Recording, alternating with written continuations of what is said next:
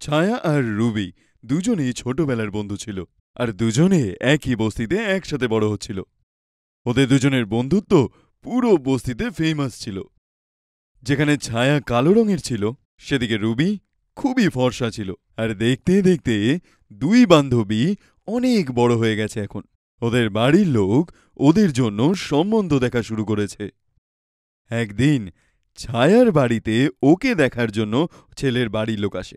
এই কথাটা রুবি একদমই জানত না। তখন সে ওখানে চলে আসে।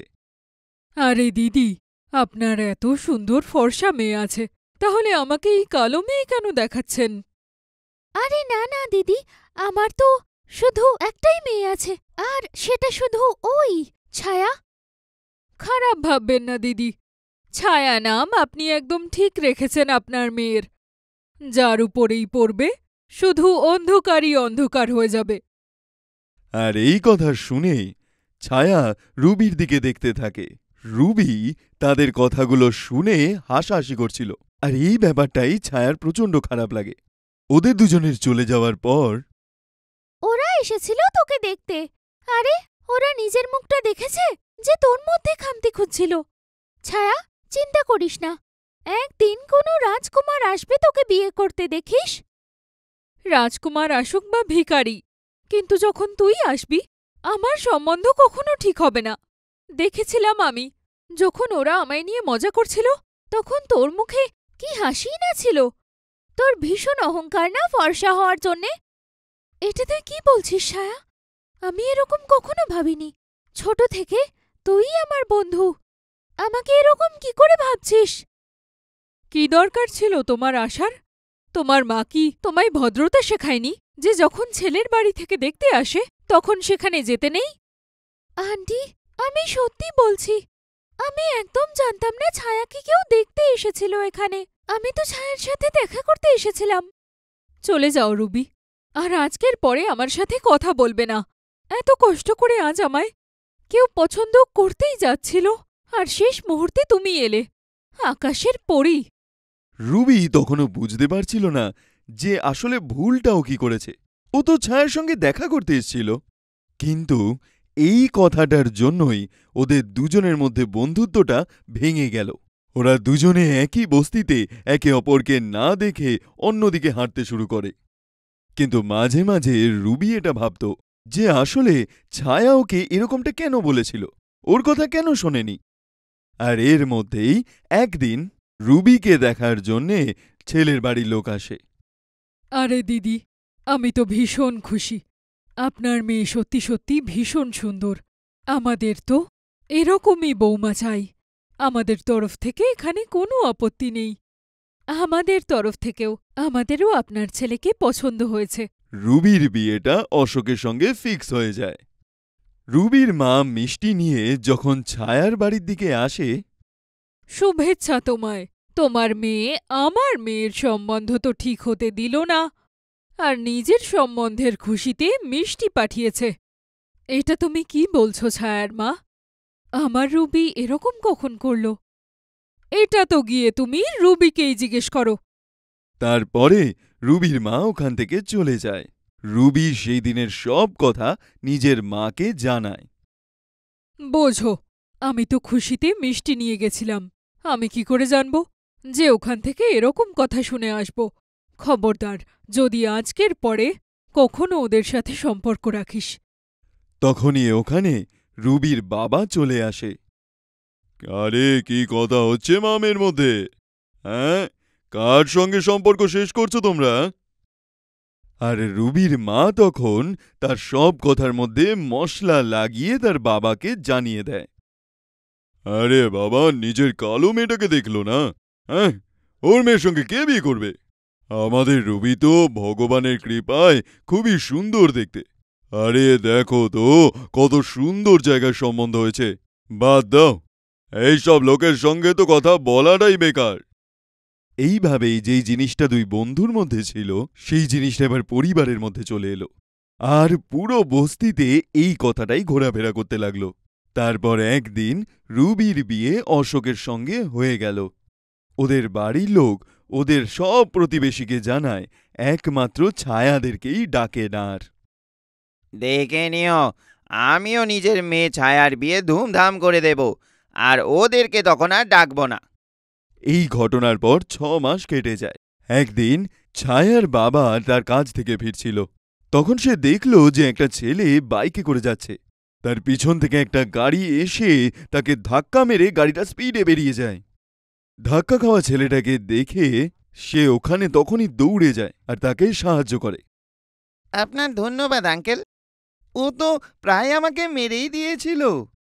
হ্যাঁ বাবা, দেখেছি আমি, সব দোষ ওই গাড়ির লোকটা ছিল। আরে তোমার বেশি লাগেনি তো? না না আঙ্কেল, বেশি লাগেনি। হ্যাঁ, বাইকটা ভেঙে গেছে, বাড়ি গেলে বকা খাবো। আর তখনই ওই রাস্তা দিয়ে ছায়া যাচ্ছিল।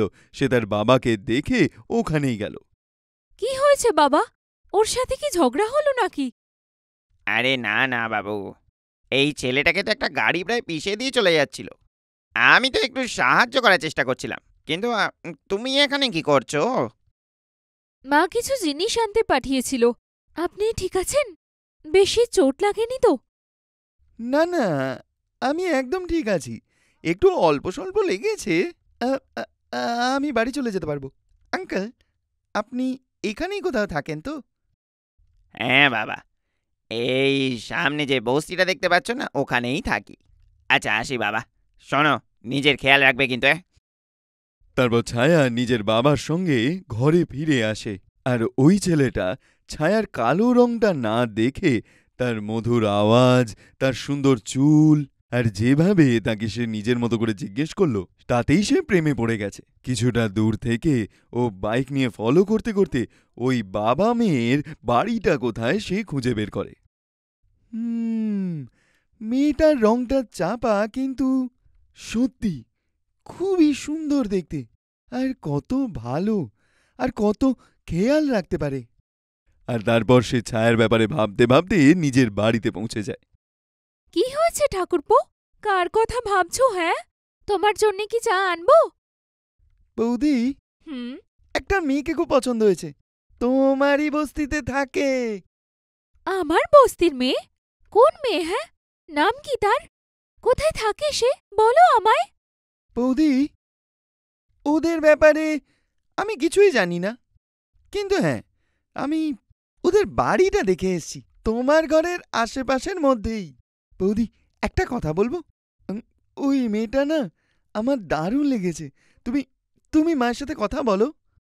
আরে মাকে আমি তখন বলবো না যখন যখন তুমি আমায় মেয়েটার ব্যাপারে কিছু বলবে।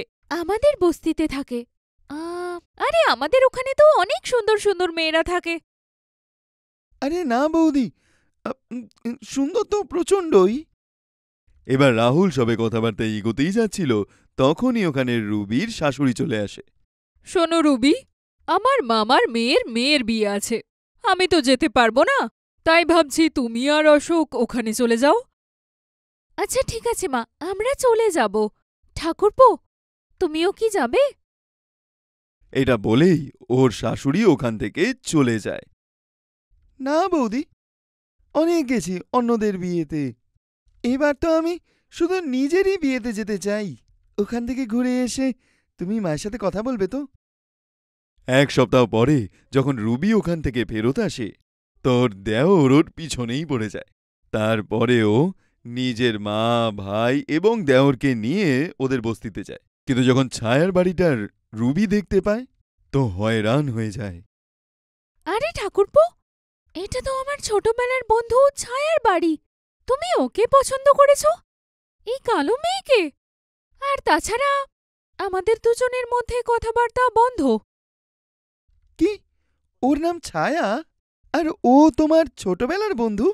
তাহলে 2 বান্ধবীর মধ্যে এত মন খারাপ কেন? এমন সময় ওখানে দাঁড়িয়ে দাঁড়িয়েই রুবি সব ঘটনা খুলে বলে। দেখো ভাই, তোমাদের দুজনের ভুল বোঝাবুঝি হয়েছে। ও কিছু আলাদা ভেবেছে আর তুমি কিছু আর ভেবেছো। তুমি এই ভুল বোঝাবুঝিটা শেষ করে নাও আর ওদের সাথে বন্ধুত্ব করো, তাহলে ভালোভাবে থাকতে পারবে। দেখো, মায়ের কোনো সমস্যা নেই যে রাহুল লাভ ম্যারেজ করুক, তো তুমি এই সুযোগটার সদ্ব্যবহার করো আর গিয়ে নিজের বান্ধবীর কাছে ক্ষমা চেয়ে নাও আর বলো যে আমি আমার দেওরের সম্মত নিয়ে এসছি। আর আমার এটা বিশ্বাস রাহুলকে দেখে ওরা না বলবে না। প্লিজ বৌদি, মেনে যাও না। আমার ওই মেয়েটাকে প্রচণ্ড ভালো লেগেছে। আর রুবিরও নিজের ছোটবেলার সব কথা মনে পড়ছিল, যখন ও আর ছায়া দুজনে খুব ভালো বন্ধু ছিল। তার শাশুড়িও অশোকের মতোই ওকে ভালোভাবে বোঝায়। শেষ অবধি রুবি মেনে যায় আর গিয়ে ছায়ার বাড়ির দরজায় ঠকঠক করে। দরজাটা ছায়াই খোলে। কেমন আছো ছায়া? ঠিক আছি। আর তুমি তুমি কেমন আছো? আর আজকে এখানে কি করে চলে এলে? হ্যাঁ হ্যাঁ, রাস্তা ভুলে গেছিলাম, আর তাই ভাবলাম সারা জীবনের জন্যে এই অ্যাড্রেস মনে রাখি। আচ্ছা সরো, বলো আন্টি কোথায়? আমি দেখা করে আসছি। আর আমার শ্বশুরবাড়ির লোকেরাও এখানে দেখা করতে এসেছে। রুবির পিছনে অশোক আর তার পিছনে তার মা আর রাহুলকে দেখে ছায়া প্রচণ্ড অবাক হয়। আপনি ভাবছেন না যে আপনি আমায় কোথায় দেখেছেন? ওই দিন আপনার বাবা আমার অনেক সাহায্য করেছিল, মনে পড়ল? আরে হ্যাঁ, আপনি তো সেই। আপনারা আসুন না, ভেতরে আসুন। আমি মাকে ডাকছি। হ্যাঁ হ্যাঁ। ছায়ার মা বাবা ওইখানটায় চলে আসে, ওদের সাথে দেখা করে। আর তখন রুবি ছায়ার মাকে বলে, আন্টি, আমায় ক্ষমা করো। সত্যি সত্যি আমি আমার দিব্যি দিয়ে বলছি, সেদিন আমি এমনিই এসেছিলাম। আমি জানতাম না যে ছায়াকে দেখতে এসেছে ওই দিন। কিন্তু যদি আমার জন্যে সব খারাপ হয়ে থাকে, তাহলে আজ আমি সেটা ঠিক করতে এসেছি। এটা আমার দেওর রাহুল আর ছায়ার সম্বন্ধ আমরা চাইতে এসেছি। এইটা শুনেই ছায়া লজ্জা পেয়ে যায় আর ওর মা অবাক হয়ে যায়। আর রুবির ক্ষমা চাওয়াটাতেই ওরা ওকে ক্ষমা করে দেয়। এখন যখন আমায় ক্ষমা করে দিয়েছ, তাহলে একটু দাঁড়াও, আমি আমার বাবা মাকেও নিয়ে আসি। আমি চাই না যে ভুল বোঝাবুঝির জন্য আমাদের মধ্যে দূরত্ব হোক। আর এখন তো আমাদের সম্পর্কও হতে চলেছে। রুবি দৌড়ে নিজের বাড়ির দিকে যায় আর নিজের মা বাবাকে নিয়ে আসে। সবাই নিজেদের মধ্যে বসে নিজেদের ভুল বোঝাবুঝি শেষ করে নেয় আর ছায়া আর রাহুলের এনগেজমেন্ট করে দেয়। যখন সবাই ওখান থেকে চলে যাচ্ছে, তুমি ভীষণ ভালো রুবি। আর আমি ভেবেছিলাম যে তুমি তোমার রং নিয়ে অহংকারী আর আমার কালো রং নিয়ে মজা করছিলে। যদি সেটাই হতো, তাহলে আমরা ছোট থেকে ভালো বন্ধুই হতাম না। পুরনো কথা সব ভুলে যাও আর আমার ছোট যা হওয়ার জন্যে তৈরি হয়ে যাও। দুই বান্ধবী হাসতে শুরু করে। কিছুদিনের মধ্যেই রাহুল আর ছায়ার বিয়ে হয়ে যায়। এইভাবেই ছোটবেলার দুই বান্ধবী আবার একসাথে হয়ে যায়। ধীরজ একজন খুব বড় বিজনেসম্যান ছিল। ও নিজের বাড়িতে মা বাবার সঙ্গেই বসবাস করত। কিন্তু ধীরজের এখন বিয়ের বয়স হয়ে যাচ্ছিল, তাই জন্য ওর মা বাবা খুব তাড়াতাড়ি ওর বিয়ে দেওয়ার জন্য উঠে পড়ে লেগেছিল। বাবা, তুই আর কতদিন শুধু কাজ নিয়ে থাকবি? এবার তোর বিয়ের বয়স হয়েছে, তাই কোনো ভালো মেয়ে দেখে বিয়ে কর। আমি তো তোর জন্যে সম্বন্ধ দেখাও শুরু করেছি। মা, আমি তোমাকে কতবার বলেছি যে আমার বিয়ে করায় কোনো ইন্টারেস্টই নেই। এই জন্য আমি শুধু আমার কাজে ফোকাস করতে চাই, দুনিয়ার সবথেকে বড় বিজনেসম্যান হতে চাই। বাবা, জীবন শুধু ব্যবসা করে চলে না। জীবন কাটানোর জন্য আমাদের কাছে আমাদের ভালোবাসবে এরকম লোকেরও দরকার, নয়তো জীবন একটা বোঝার মতো মনে হয়। দেখ, আমি তোকে জোর তো করতে পারবো না, কিন্তু এটা নিশ্চয়ই বলবো যে যে মেয়েকে আমি তোর জন্যে পছন্দ করেছি তার সাথে দেখা তো কর। আমি তোমায় বললাম তো মা যে আমি বিয়ে করতে চাই না। তাহলে আমি তোমাদের পছন্দ করা মেয়ের সাথে দেখা করে করবোটা কি? আচ্ছা ঠিক আছে, দেখা করিস না, কিন্তু একবার ওর ফটো তো দেখ তুই।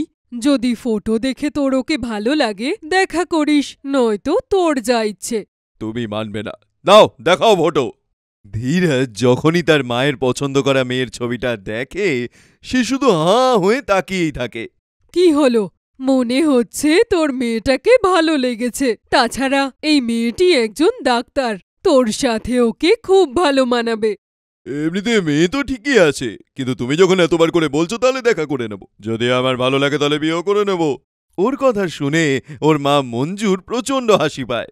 পরের সপ্তাহে ওরা মেয়েকে দেখতে যায়, আর প্রথম দেখাতেই ধীরাজকেও প্রচণ্ড পছন্দ হয়ে যায়। মঞ্জু দেবীও বেশি দেরি না করে ওদের দুজনের তাড়াতাড়ি বিয়ে দিয়ে দেয়। বৌমা, আজ তোর প্রথম রান্নাঘর, তাই আজকে আমাদের জন্য এমন কিছু বানা যেটা তুই সবচেয়ে ভালো বানাতে পারিস, কারণ আজকের দিন একটা শুভ দিন, তাই সবার তোর হাতের রান্না পছন্দ হওয়া চাই। ঠিক আছে মা। শগুন খাওয়ারে সবার জন্য ইডলি সাম্বারের সঙ্গে নারকেলের চাটনি তৈরি করে রেডি হয়ে যায়। এবার ধীরাজের ফ্যামিলি ছিল পাঞ্জাবি, যাদের ব্রেকফাস্টে পরোটা, পকোড়া এবং মশলাদার খাওয়ার জিনিস পছন্দ। বৌমা, এটা তুই কি খাবার বানিয়েছিস? আমাদের বাড়িতে কেউ ইডলি সাম্বার খায় না।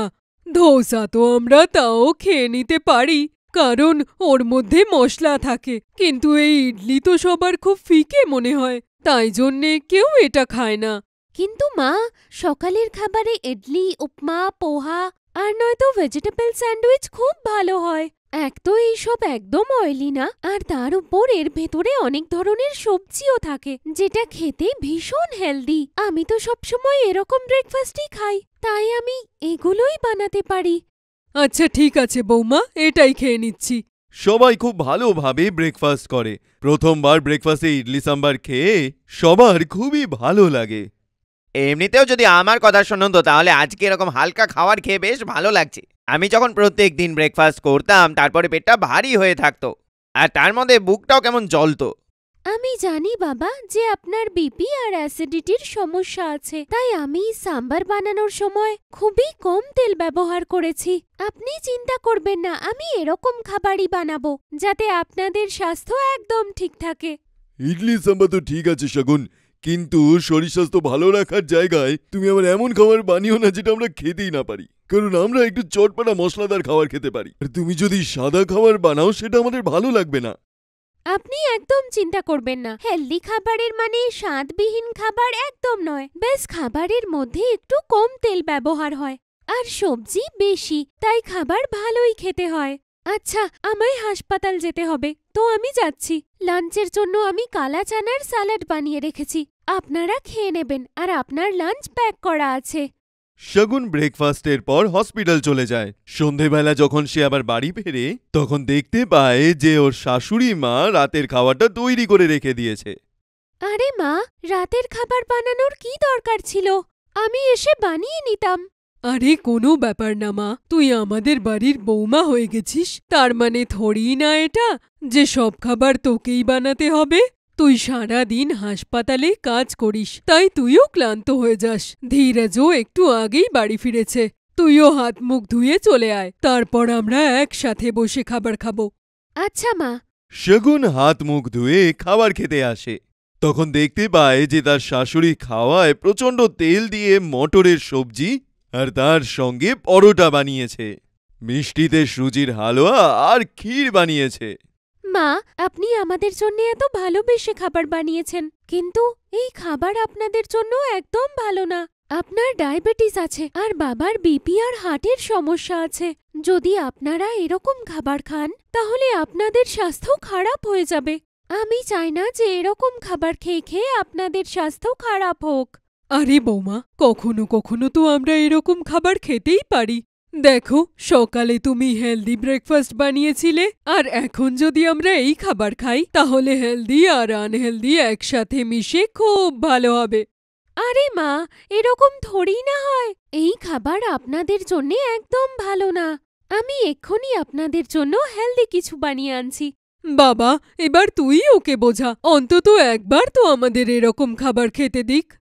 এমনিতেও শগুন কিন্তু ঠিকই বলেছে, তোমাদের বয়স হচ্ছে এবং তোমাদের শরীর অনুযায়ী তোমাদের কিন্তু এত তেল খাওয়া দরকার নেই। আজ এই সব খাবার বাইরে গরিবদের খাইয়ে দাও। আজ আমরা ওটাই খাবো যেটা শগুন বানাবে। আরে বাবা, কিন্তু কোনো কিন্তু টিন্তু নয়। চাও শগুন, তুমি সবার জন্য খাবার বানাও। অবশ্য সারাদিন কাজ করে তুমিও হাঁপিয়ে গেছো। আমি একটা কাজ করি, আমিও তোমাকে খাবার বানানোতে সাহায্য করি। স্বামী স্ত্রী দুজনে মিলে সবার জন্য একসাথে খাবার বানায়। এই নিন মা, খাবার তৈরি হয়ে গেছে। বেশ ৮ ঘন্টার মধ্যে আমি সবার জন্য পনির ভুর্জি, ভাত, ডাল আর রুটি বানিয়ে তৈরি করেছি, আর তার সাথে অনেক অনেক স্যালাড। আমরা প্রোটিন, কার্বোহাইড্রেট, ফাইবার সবকিছুই পাবো, আর তার সাথে হেলদি ফ্যাটসও পাবো। চলুন চলুন, সবাই এবার তাড়াতাড়ি খেয়ে নিন। শগুন সবাইকে খাওয়াটা বেড়ে দেয়। সবাই যখন সেই খাওয়াটা খায় সবার খেতে অসাধারণ লাগে। বৌমা, এমনিতে তো এই খাবারটা খেতে খারাপ না, মশলারও বেশ ভালো স্বাদ আসছে। কিন্তু হ্যাঁ, আজকে খাবার খেয়ে আমাদের পেট ভারী লাগছে না। এটার দুটো কারণ আছে মা। প্রথম তো এটা যে আমি খাবার বানাতে অনেক কম তেল ব্যবহার করেছি, আর দ্বিতীয় এটা যে আজকে আমরা সবাই খাবার সাথে স্যালাড খেয়েছি। খাবার সাথে স্যালাড খেলে বাকি খাবার একটু কম খেলেও চলে, যাতে স্বাস্থ্য ভালো থাকে। প্রত্যেক দিনের এটাই নিয়ম, খাবার সাথে বা খাবার আগে স্যালাড অবশ্যই খাবেন, আর এতে আপনার ইনসুলিনও বাড়বে না। কি হবে না? আমার কথার মানে এতে আপনার সুগারও একদম বাড়বে না। আচ্ছা আচ্ছা, এটা তো খুব ভালো কথা। কিন্তু আমার না আজকে মিষ্টি খেতে খুব ইচ্ছে করছিল, আর তোর বাবারও আজকে মিষ্টি খাওয়ার খুব ইচ্ছে আছে। কিন্তু কোনো ব্যাপার না, যখন আমাদের স্বাস্থ্যের জন্য ভালো না তখন আর কি করি। এটা বলতে বলতে শগুনের শাশুড়ি একটু উদাস হয়ে পড়ে। তখনই শগুন নিজের মনে মনে কিছু একটা ভাবে। পরের দিন ওরা হসপিটালে ছুটি ছিল, তো সবার জন্য ভালোভাবে লাঞ্চ তৈরি করে। আজকে আমি লাঞ্চে সবার জন্য রাজমা চাওয়াল, সবজি, রুটি আর পায়েস বানিয়েছি। আপনি কাল বলেছিলেন না মা যে আপনার আর বাবার মিষ্টি খেতে খুব ইচ্ছে করছে, তাই আপনাদের জন্যে স্পেশাল পায়েস বানিয়েছি। কিন্তু বৌমা, কাল যখন আমি বানালাম তখন তুই বললি আমার ডায়াবেটিস আছে, তাই পায়েস খাবেন না, কারণ এতে চিনি আছে। কিন্তু এখন তুইও তো এটাই বানিয়েছিস, এটাও তো মিষ্টিই হবে না? হ্যাঁ মা, এই পায়েসটাও মিষ্টিই হবে। কিন্তু আপনি যে পায়েস বানিয়েছিলেন তার মধ্যে অনেক চিনি দিয়েছিলেন, আর চিনি হলো রিফাইন্ড, যার মধ্যে থাকে অনেক সালফার, যা আমাদের স্বাস্থ্যের জন্য একদম ভালো নয়। কিন্তু আমি যে পায়েস বানিয়েছি তার মধ্যে আমি ন্যাচারাল সুইটনেস দিয়েছি, মানে আমি স্টিভিয়া ব্যবহার করেছি, যাতে আপনার সুগার বাড়বে না। আরে বাহ, তার মানে মিষ্টি খাওয়ার পরেও সুগার বাড়বে না? হ্যাঁ বাবা, একদম বাড়বে না। কিন্তু সবকিছু যদি একটা লিমিটে খাওয়া যায় তাহলেই সেটা ভালো হয়, নয়তো কোথাও না কোথাও গিয়ে সেটা ক্ষতিই করে। তাই আপনারা দুজন এক বাটি করে এই পায়েস খেতে পারেন। সবাই প্রচণ্ড আনন্দের সঙ্গে খাওয়াটা খায়। এইভাবে অনেক দিন কেটে যায়। এখন শগুন প্রত্যেক দিন নিজের শ্বশুরবাড়ির লোকের জন্য হেলদি খাবার বানায়। কিন্তু ওদের ওই হেলদি খাওয়াটা বোরিং লাগে না, কারণ শগুন একটা বাড়িতে নর্মালি যা খাওয়া হয় সেগুলোকেই খুব টেস্টি এবং হেলদিভাবে তৈরি করত। তাই জন্য সেটা টেস্টিও লাগতো, আবার আরেক দিকে এদের সবার হেলথের জন্যও ভালো ছিল। আমি তো কোনোদিন এটা স্বপ্নেও ভাবতে পারিনি যে আমার বাড়িতে এমন কেউ আসবে যে আমাদের বাড়ির সবাইকে হেলদি খাবার খাওয়াবে। বাড়িতে কেউ আনহেলদি খাবার চাইই না। তুমি তো কামাল করে দিয়েছো। সত্যি বৌমা, আমি তো কোনোদিন ভাবিনি যে হেলদি খাবারও এত টেস্টি হয়। আমরা তো বিনা কারণে খাবারের মধ্যে এত তেল ব্যবহার করি। খাবার তো 1 চামচ তেল দিয়েও সুস্বাদু হতে পারে। আপনি একদম ঠিক বলেছেন মা। বেশ, খাবার বানানোর যদি একটু জ্ঞান থাকে আর একটু নিউট্রিশনের জ্ঞান থাকে তাহলে খাবার হেলদির সাথে সাথে টেস্টিও হয়। আপনারাও বুঝলেন তো, টেস্টি খাবারের সাথে সাথে আপনার স্বাস্থ্যও জরুরি। আর তাই আজ থেকে যখনই খাবার বানাবেন কম তেলেই বানাবেন, যাতে আপনার সাথে আপনার পরিবারের স্বাস্থ্যও ভালো থাকে। এইভাবেই শগুনের বাড়িতে আসায় বাড়ির প্রত্যেকটা মানুষ খুব হেলদি হয়ে ওঠে এবং বছরের পর বছর চলা ওষুধগুলো ওদের সব বন্ধ হয়ে যায়।